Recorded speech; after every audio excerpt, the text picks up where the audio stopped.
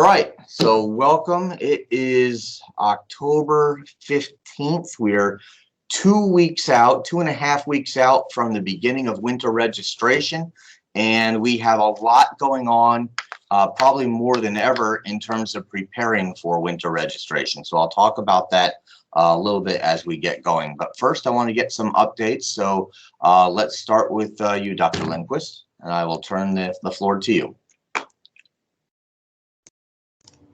Very good. Thank you so much. So the update that I want to give to everybody is surrounding the practical nursing program. So the Michigan Board of Nursing, in the last round of administrative rules, put into the rules that all approved nursing programs, whether they're RN or PN programs, have to be accredited by January 1st of 2025. To give you a little bit of history, the RN program has been accredited for many, many, many years, but the LPN program has not been. It's been approved through the Board of Nursing, but not accredited. But now that accreditation is going to be mandatory of all approved programs in the state of Michigan. So we are working toward that. And with that comes some investigation and revision of the PN program. Now, I think your group specifically will appreciate that one of the challenges that we've had with the PN program is the length of the PN program and what the requirements are to apply to that program.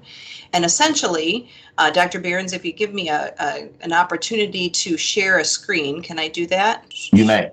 So this is something that I put together for another purpose, but it works here as well. Just to give you a quick overview, the program as it's set up now really required students to complete at least 5 semesters of study. So with this Biology 151 prerequisite to an A&P, students had to take that class. Then they had to take these pre-application requirements, including English, Psych, and Bio 257.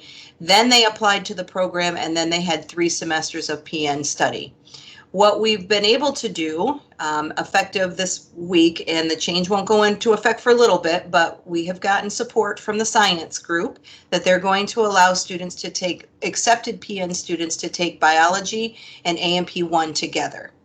So again, I'll give you more information on that as far as an effective date. It's not effective now, so please don't tell students that they can do that now. But where we're moving then is this orange plan of study.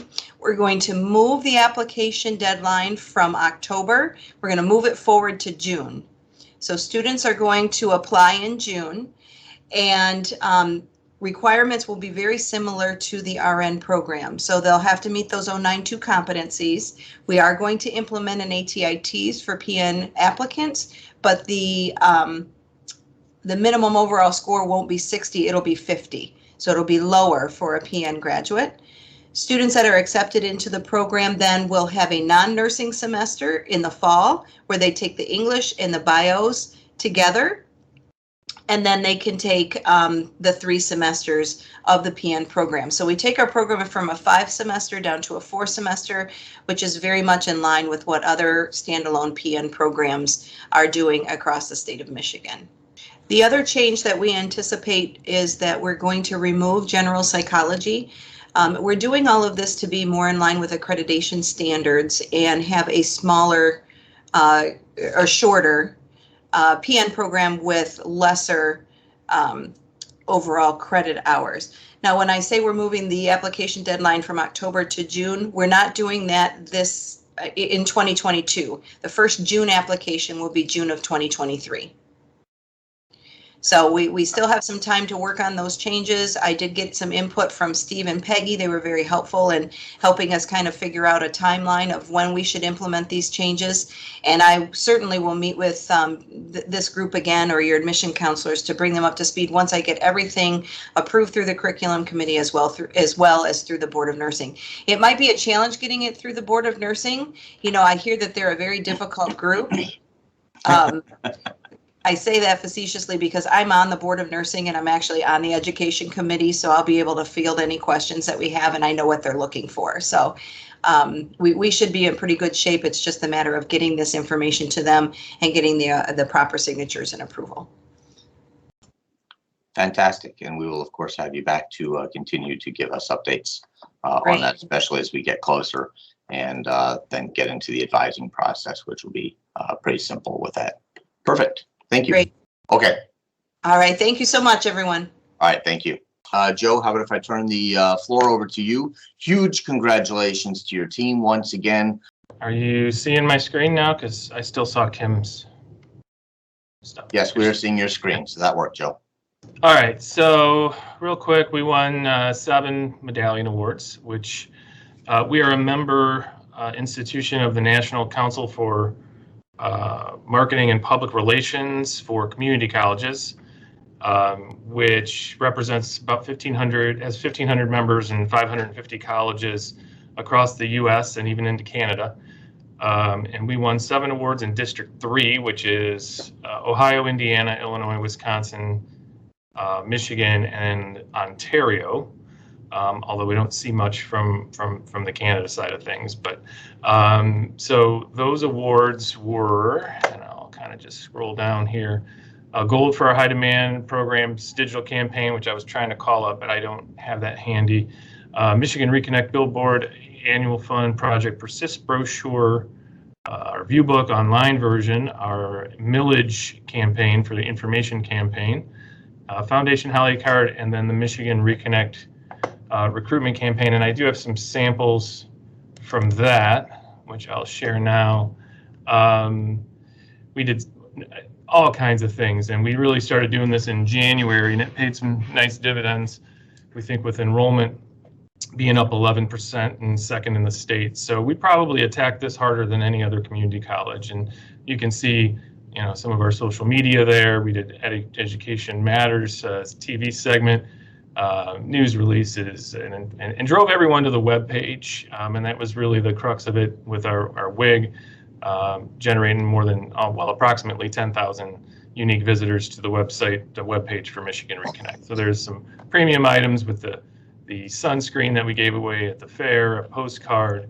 And so this was pretty comprehensive in putting this all together for the award. So, and then we also won for this Michigan Reconnect billboard that I was going to show, but it's not coming up right now. So yeah, really great job by all my staff here in the communications office.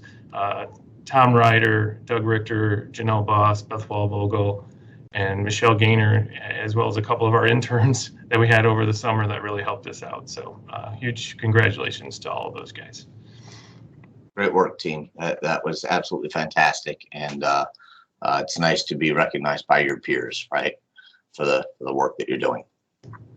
Okay, I want to go to Brianna next. Pio, if you could pull up.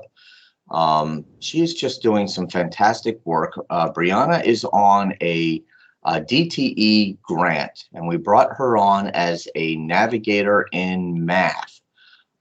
So where are you at, Brianna? Sorry, I think my mic wasn't working. Oh, there we go. Yeah. All right. If you wouldn't mind, just a quick couple of updates to some of the things you're doing with math. We've heard so much great stuff. Obviously, this is a real barrier for most of our students.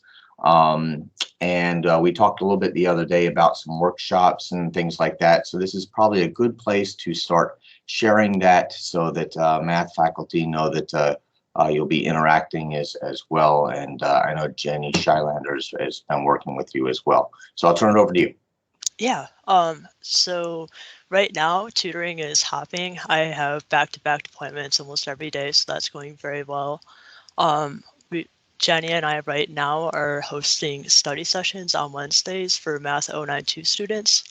So those are held like 6 hours on Wednesdays, and students are allowed to drop in whenever they want and ask any questions that they want. And that's been pretty well attended, going very well, and it seems like the students have been successful that have been coming, and it's also been like a little bit of a gateway into one-on-one tutoring in the tutoring center. So that's been going very well. You and I talked the other day about doing like a finals workshop, and I'm thinking about gearing that towards Math 092 and Math 151 students. And so far I'm looking at December 3rd, maybe like 2-hour sessions for each class, and they would be able to come ask any questions before all of their, finals and stuff are due. And then you and I were also talking about doing another workshop as like pre-semester workshop for students getting set up with, like their online material and maybe like a brief intro to the content before they start the semester. That way they don't get, so overwhelmed, and it's a nice easing into their classes. And fantastic. And this really changes the model, right? Where we're getting students in and getting them help before they even start class in the latter case, which is phenomenal, because one of the things that we saw, especially with our Reconnect students, this gives a nice opportunity for students like them. We saw them coming into the first week of class just overwhelmed. And so this gives them that head start, allows them the opportunity to work out kinks, ask questions before a class even ever starts.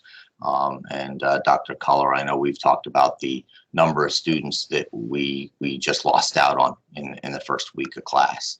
And so hopefully this will help combat that, and especially in our high need areas of math where a lot of students are fearful. So great work, and I look forward to it. Thank you. I'm very excited about it.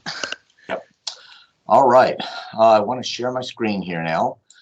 I have been working on updating our org chart and detailing our org chart so that people can really see who is here and what they do. To an extent, a lot of folks, I think, have questions on what navigators do, and that's what they do, right, Brianna? They reach out, they get students proactively, they work with faculty to identify at-risk students and devise a pathway. That's the navigator's job, right? Is to navigate those students to success. So figure out what it is they need and get them there.